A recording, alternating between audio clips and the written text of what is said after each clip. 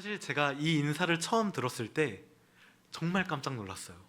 굉장히 복음의 본질을 관통하는 그런 인사더라고요. 그래서 제가 처음에 이 인사를 했을 때 그 온몸에 전율이 좀 돋았습니다. 사실 제가 사랑이 뭔지를 몰라서 신학을 시작했어요. 그런데 좀 의아하실 수도 있을 것 같아요. 다들 저한테 말씀해 주시는 게 어머, 전도사님은 사랑 참 많이 받고 자라셨을 것 같아요 라는 소리를 너무 많이 들었어요. 그래가지고 정말 사랑을 많이 받고 자란 것 같아 이런 말씀을 들을 때 제가 너무 행복하더라고요. 그러면은 저는 성공한 거잖아요. 사랑을 몰랐던 사람이 사랑 많이 받고 자란 것 같아요 이런 말을 들으면 저는 이 말이 너무 기쁘더라고요. 그런데 사실 제가 막 지금 되게 막 순딩하게 생기고 막 이렇게 좀 약간 좀 볼 때 조금 약간 좀 평안하게 생겨도 제가 옛날에는 사실 되게 삐쩍 마르고 막 눈도 막 이렇게 올라가고 되게 좀 싸납게 생겼어요. 안 믿으시겠지만 제가 막 60kg 일했었거든요. 그래서 지금 거의 한 30kg 가까이 불어났는데 25kg 정도 불어났습니다. 아무튼 근데 제가 이렇게 어렸을 때는 사실 사랑을 잘 몰랐어요.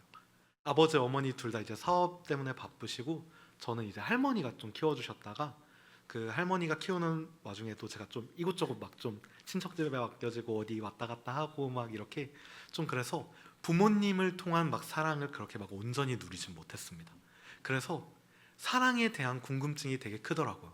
그래서 청소년기 때 막 이렇게 교회에서 예배 드리다가 예수님 있다는 거 알겠어. 근데 사랑이 뭐지? 라는 막연한 궁금증이 들었습니다. 그래서 무턱대고 그 궁금증 하나 때문에 신학대학교에 들어가게 됐어요. 지금이야 좀 후회하고 있긴 한데 사실 그래도 기쁨이 차고 넘칩니다. 후회보다는 기쁨이 더 넘칩니다. 그리고 저는 정답을 찾았을까요? 못 찾았을까요? 정답을 찾았습니다. 덕분에 제가 사랑 많이 받고 자란 티가 좀 나지 않나요? 예수님의 사랑을 정말 많이 받았습니다. 사실 여러분, 누군가를 깊게 사랑해 본 적이 있으신가요? 제가 최근에 좀 약간 어떤 한 친구를 거의 한 1년 반 가까이, 2년 가까이 굉장히 좋아했던 적이 있습니다. 그러니까 저 학교 후배예요. 저보다 이제 한 살 어린 후배인데 저보다 이제 후배니까 제가 모든 순서마다 한 단계 앞서 있을 거 아니에요. 그래서 이제 막 그 친구가 막 물어봐요. 선배 이것 좀 도와주세요. 선배 이것 좀 도와주세요. 막 이렇게 선배 이건 뭐예요? 막 이렇게 물어볼 거 아니에요. 그러면은 제가 제 일도 바쁜데 그거 다 때려치고 가가지고 이제 가서 막 도와주고 막 저 이제 성경학교 준비하는데 어떻게 해야 되면 하면 이제 제 것도 내다 버려버리고 바로 가가지고 그 프로그램을 같이 짜주고 이러고 있어요. 그러니까 그 사람이 좋아하는 그 모습, 그 사람이 바라는 나의 모습대로 내가 바뀌어가더라고요. 사실 사랑이란 게 내가 그 사람을 진실로 진실로 사랑하면은 그 사람이 소망이, 그 사람이 바라는 그 사람의 모습이 이렇게 그 사람의 모습대로 내가 바뀌어진다. 이 사실을 제가 경험했습니다. 사실 제가 이렇게 말하는 이유는 잘 안 됐기 때문에 이렇게 웃으면서 말하는 거예요.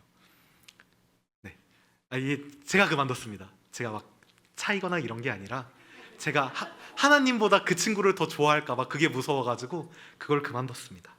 아무튼 그래서 사실 그 사람을 기쁘게 하고 그리고 그 사람을 기쁘게 하고 싶은 자발적인 마음으로 행하는 것이 바로 자유입니다, 여러분.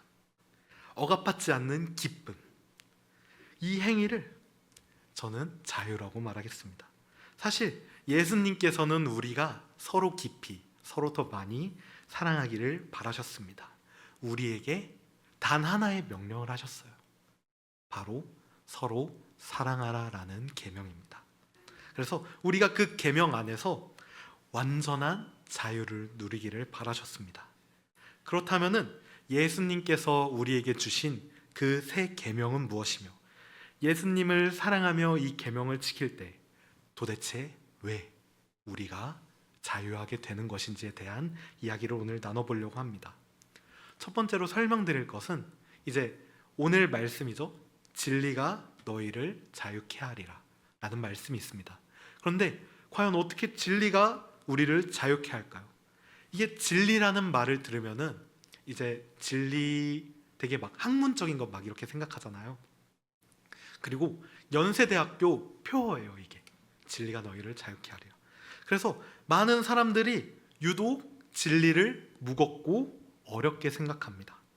아마도 이게 대학의 교훈으로 쓰이거나 아니면은 이렇게 학문적인 그런 논리들로 진리를 생각하기 때문에 너무나도 어렵게 생각하고 있는데요. 사실 예수님께서 말씀하신 진리는 단순히 지식을 쌓는 학문적인 그러한 길이 아닙니다. 만일 지식이 우리를 자유롭게 한다면은 세상에서 가장 많이 배운 저기 막 미국에 계시는 막 하버드 막 교수님들이나 아니면 어디 박사님들이나 막 이런 분들이 가장 행복하고 그리고 또 자유로울 것입니다. 그런데 여러분 어떻게 생각하시나요? 그분들이 과연 진정으로 행복할까요? 뭐 돈이 많아서 좀 행복할 수는 있겠죠. 하지만 지식이 많다고 내가 아는 것이 많다고 그렇게까지 행복하지는 않을 것입니다. 오히려 성경은 지식을 많이 아는 것들을 경계하고 있습니다. 그래서 오늘 전도서 1장 18절 말씀 화면 한번 띄워주시겠어요? 저희 한번 같이 합독해 보겠습니다. 지혜가 많으면 번뇌도 많으니 지식을 더하는 자는 근심을 더하느니라. 사실 이렇게 지식을 많이 쌓는다는 것은 곧 세상의 이제 불합리함, 그리고 부조리함, 그리고 인간의 한계에 대해서 더 많이 알게 된다는 뜻을 가지고 있습니다. 그래서 지식은 세상의 문제를 깨닫게는 해주는데 해결하기는커녕 문제의 깊이와 자신의 무력감만을 더욱더 깊게 깨닫게 만든다는 것입니다. 그래서 지식이 결코 우리를 자유롭게 하는 것이 아니라 우리를 회의와 염세의 감옥에 가두게 만듭니다. 그래서 전도서 2장 14절 말씀 우리 함께 화면을 보고 함께 합독해 보겠습니다. 지혜자는 그의 눈에 그의 머릿속에 있고 우매자는 어둠 속에 다니지만 그들 모두가 당하는 일이 모두 같으리라는 것을 나도 깨달아 알았도다.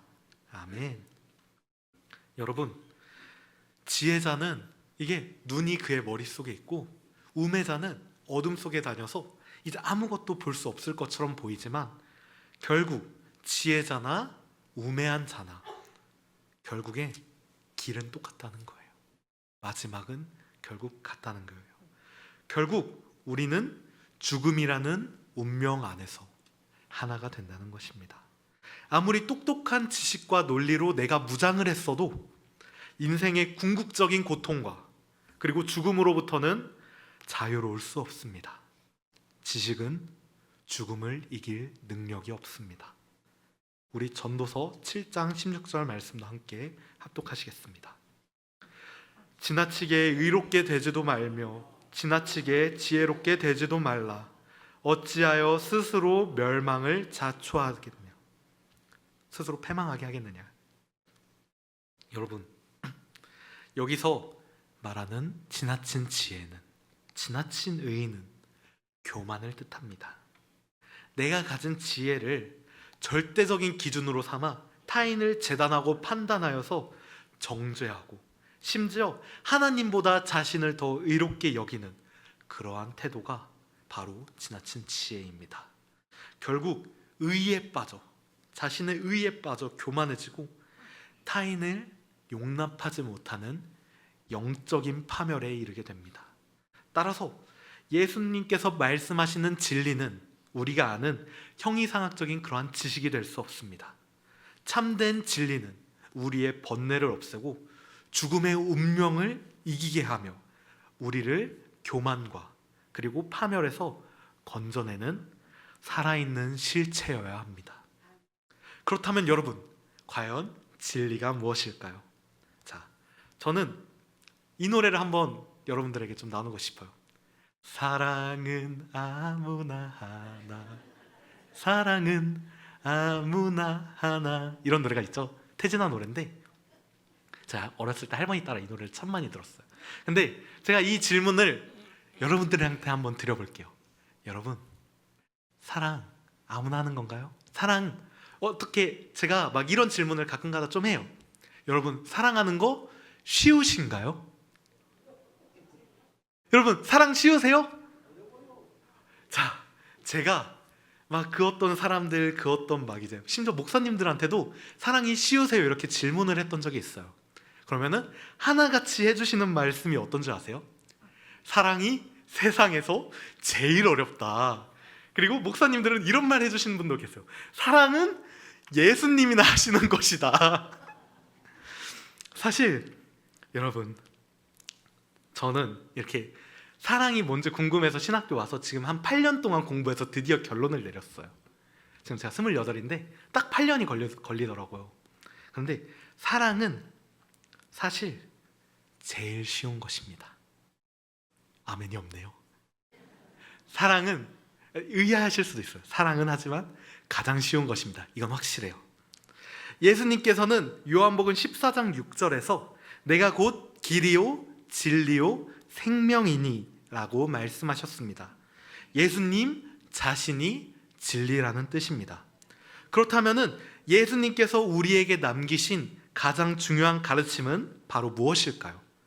요한복음 13장 34절 35절에서 주신 새로운 계명, 서로 사랑하여라입니다. 자, 진리가 사랑이면은 이 사랑을 행하는 것이 우리를 자유롭게 할 것입니다. 그런데 이 사랑이라는 단어가 오늘날에 너무 많이 오염이 됐어요. 정확히 이제 사랑함으로, 사랑이라는 단어로 많이 오인하는 게 있는데 바로 이웃사랑입니다. 이게 좀 오해가 될 수 있는데 미디어에서 말하는 이웃사랑입니다. 여러분, 제가 불쌍한 사람들을 볼 때 한번 떠올려 보세요. 제가 TV를 보니까, 막 유튜브를 보니까 막 이제 불쌍한 이제 노숙자들한테 이렇게 목도리를 이제 둘러주는 그런 동영상이 있었어요. 그래서 그 동영상을 보고 이제 생각이 딱 들었는데, 과연 그 사람이 좋아서 그랬을까요? 이게 목도리를 덮어주는 거는 할 수 있죠. 그냥 할 수 있는 행동입니다. 그런데 좋아하진 않지 않습니까? 사실 그거는 사랑이 아닙니다. 목도리를 이렇게 둘러주는 것, 그것은 내 안에 있는 수치심, 내 안에 있는 부끄러움, 내 안에 있는 연민이 행하는 일입니다. 이런 것들은 사랑이라고 치부될 수 없습니다. 이런 걸 가지고 계속 사랑이라고 말하면은 여러분들은 아마 죽을 때까지 사랑이 뭔지 모르게 될 것입니다. 사랑은 내가 할 수 있고 너랑 무관하게 내가 즐거울 수 있기 때문에 하나님께서 주신 것입니다. 그래서 여러분들은 사랑이 얼마나 즐겁고 얼마나 행복한 일이라는 것을 깨닫는 순간 여러분들의 삶이 진정 자유하게 바뀔 것입니다. 우리는 중세교회 이후로 사랑에 대해서 계속해서 잘못된 교육을 받아왔습니다. 이제 사랑은 숭고한 희생이고 자기 부정이며 십자가의 고난의 길이며 그리고 아무나 하는 것이 아니다 라고 이렇게 못 박아놨습니다. 사랑은 너무나 어렵고 불가능하며 고통이 수반되는 것처럼 여겨집니다. 그래서 만일 사랑이 고통과 희생의 전제 위에 세워지는 계명이라면은 예수님은 우리에게 평생 지키지 못하고 파괴할 수 없는 그 계명을 어길 수밖에 없는 고약한 짐을 지어주신 게 됩니다. 그러나 예수님은 우리에게 우리 힘들라고 우리 벌 받으라고 그렇게 계명을 주신 게 아닙니다. 오히려 가장 쉽고 가장 즐겁고 그리고 가장 강력한 행복을 누리게 하시려고 우리에게 새로운 계명을 주셨습니다. 그렇다면 이 사랑이라는 단어 과연 어떻게 오염에서 벗어날 수 있을까요? 사실 사랑이라는 단계를 거치려면 꼭 거쳐야 되는 과정이 있습니다. 바로 좋아함입니다. 좋아함의 단계. 그래서 우리가 이 좋아함의 단계를 차근히 한번 밟아나가면서 어떻게 하면 우리가 진정 사랑할 수 있는지 한번 깨달아 보는 시간이 됐으면 좋겠습니다. 사랑으로 가는 길 이제 첫 번째 PPT 한번 띄워주시겠어요? 사람을 좋아하는 즐거움입니다. 간단히 말할게요. 제가 우리 청소년부 아이들이랑 우리 유치부 막 초등부 아이들 보면은 딱 느껴요. 우리 아이들을 통해서 배웠습니다. 여러분 혹시 우리 아이들 막 즐겁게 막 예배 드리고 나서 뛰어다니는 거 본 적 있으신가요? 사실 어린아이들은 낯선 아이를 만나도 이름도 모르고 나이도 모르는데 그냥 얼굴도 모르는데 잘 다가와 놀고, 그리고 다음에 만나면 엄청 좋아합니다. 이것이 바로 좋아함의 자동적인 기쁨입니다. 예수님께서 말씀하신 천국은 어린아이와 같은 자의 것이라는 말씀이 이러하지 않을까요? 저는 아이들을 바라보며 천국을 느낍니다. 그러나 어른이 된 우리는 사람을 좋아하는 일을 두려워하고 잃어버리게 됐습니다. 우리가 사람을 좋아하는 능력을 잃어버렸어요. 바로 우리의 지식 때문에, 우리의 지혜 때문에 점점 더 잃어버리고 있습니다. 우리가 만나면은 중요한 게 되게 많아요. 이름 물어봐야 되죠. 나이 물어봐야 되죠. 학번 물어봐야 되죠. 출신 물어봐야 되죠. 그리고 좌파인지 우파인지도 물어봐야 되죠. 그리고 이걸 다 따지고 난 다음에 좋아할지 말지를 결정합니다. 지식은 많이 알아갈수록 우리에게 좋아하는 능력을 상실하게 만듭니다. 좋아하는 것이 나와 상관없는 너에게 달려버리는 순간 좋아하는 일은 실패하게 되고 당연히 사랑에도 실패하게 됩니다. 그래서 이렇게 첫째 단계에서는 사람을 좋아하는 것 자체로도 즐거움을 얻는, 그러니까 간단하게 설명해 드릴게요. 우리 TV에 임영웅이나 막 이렇게 트로트 가수들이 나온다고 한번 생각해 보세요. 이거를 굉장히 좋아하시는 분들이 계실 거예요. 바로 그 즐거움입니다. 그냥 보면서 기분 좋아지는 그 좋아함의 단계를 넘어가면은 두 번째 단계로 지나가게 됩니다. 바로 두 번째 단계로 넘어갈게요. 두 번째 단계는 이제 상상의 즐거움입니다. 그러면 이 상상의 즐거움이 어떤 거냐? 그 사람 곁에 있으면서 내가 어떤 일을 할 거야, 내가 어떤 일을 할 거야라는 그 상상을 통해 내가 그 즐거움, 좋아하는 즐거움을 누리게 됩니다. 그래서 그 좋아하는 대상을, 상상하던 대상을 눈앞에서 보는 순간, 그러니까 그 TV 속에 나오던 임영웅을 눈앞에서 보는 순간 내 기분이 더욱더 좋아지는 거죠. 그리고 세 번째 단계가 있습니다. 세 번째 단계는 바로 함께 있는 즐거움입니다. 좋아하는 사람과 함께함으로써 즐거움을 누리는 것입니다. 물리적인 이렇게 옆에 있음은 같은 사건에 이제 함께 참여함으로써 정신적인 이제 가까움으로 발전하게 됩니다. 그러니까 그냥 옆에 있어야 자주 봐야 정이 든다 하죠. 그런 것처럼 내가 보면 볼수록 내가 기쁨을 느끼게 된다는 것입니다. 그리고 넷째 단계가 있습니다. 넷째 단계는 바로 사귐의 즐거움입니다. 드디어 이 사람과 함께 밥을 먹고 이야기를 나누며 내가 이 사람을 더욱더 좋아하게 됩니다. 그리고 마지막 다섯 번째 단계가 있습니다. 바로 서로 좋아함의 즐거움입니다. 내가 이 사람을 좋아해. 근데 알고 보니 이 사람도 나를 좋아하네? 얼마나 기쁩니까, 여러분? 우리는 이 단계를 친구라고 불렀으면 좋겠습니다. 그래서 내가 좋아하는 그 사람도 나를 통해서 여태까지 말한 이런 즐거움들을 같이 누리는 거예요. 그래서 그 즐거움은 배가 되고 그 즐거움은 정말 강력한 이제 멘탈적, 정신적 향락이 될 수 있습니다. 이게 동서고금을 막론하고 정말로 막 숭고한 가치가 하나 있어요. 바로 친구를 위해 목숨을 바치는 것. 이러한 것들이 소설이나 인문학이나 아니면은 되게 경전 같은 곳에서 굉장히 귀하게 여겨집니다. 그리고 우리에게 크나큰 감동을 줍니다. 왜 그렇겠습니까?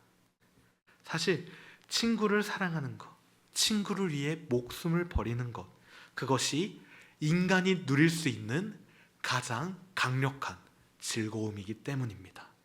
예수님은 이 다섯 번째 사랑, 즉 친구 사랑이 사랑의 최고봉이라고 설명하셨습니다. 그래서 사랑하라는 계명은 우리 아까 처음에 인사했잖아요. 내가 더 많이 사랑합니다. 사실 너랑은 상관이 없는 거예요. 사랑은 내가 하는 거기 때문입니다. 그래서 사실 이렇게 나만 사랑하면 되는 거예요.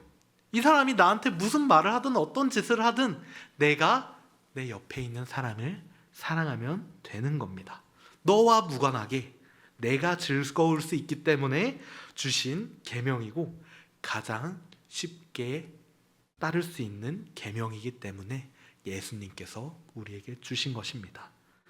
이 사랑이 실패하는 이유는 사랑하면 사랑할수록 막 상대방을 속박하고 숨막히게 하고 그리고 그 사람을 억압하려고 하기 때문에 그 사랑이 실패하게 됩니다. 이러한 것들은 예수님이 말씀하신 사랑이 아닙니다. 예수님이 말씀하신 사랑은 너와 관계없이 나로부터 시작하는 것입니다. 그래서 이제 우리는 요한복음 8장과 13장의 말씀이 어떻게 연결되는지 알 수 있습니다. 제가 오늘 제목을 이렇게 붙였는데요. 사랑이 너희를 자유롭게 하리라. 사실 이 사랑을 시켜서 할 수 있어요. 명령이니까 하나님께서 우리에게 주신, 예수님께서 우리에게 주신 명령이니까 시켜서 억지로 사랑할 수 있어요. 그런데 시켜서 따르는 관계는 종과 주인의 관계입니다. 하나님께서는 예수 그리스도를 통하여 우리를 자녀 삼아 주셨습니다. 요한복음 1장 12절 말씀입니다. 영접하는 자, 곧 그 이름을 믿는 자들에게는 하나님의 자녀가 되는 권세를 주셨으니. 맨 처음에는 우리가 이 사랑하라는 계명을 억지로 시작할 수 있습니다. 하기 싫은 일도 주인이 시키면은 이제 억지로 하듯이 우리가 종의 신분일 때, 노예의 신분일 때는 억지로 순종할 수 있습니다. 그러나 좋아하는 일, 내가 내 옆에 있는 사람을 사랑하는 일이 진정으로 재밌고 즐거운 것이란 걸 깨닫게 되는 순간 누가 시키지 않아도 스스로 하게 됩니다. 스스로 내가 사랑하게 되는 것입니다. 이때 비로소 종에서 아들의 신분으로 우리가 넘어가게 되는 것입니다. 그때 우리는 진정한 자유를 얻게 됩니다. 사랑의 즐거움과 행복을 알게 되면 우리의 인생은 그 무엇으로도 가둘 수 없는 완전히 자유로운 인생에 도달하게 될 것입니다. 내가 어떤 사람을 사랑하면 사랑할수록 그 사람은 나의 사랑의 자유 안에서 살게 됩니다. 내가 너와 관계없이 그 사람을 좋아할 때, 그 사람이 뭘 하든지 다 좋아하므로 그 사람은 나의 사랑 안에서 진정 자유하기 때문입니다.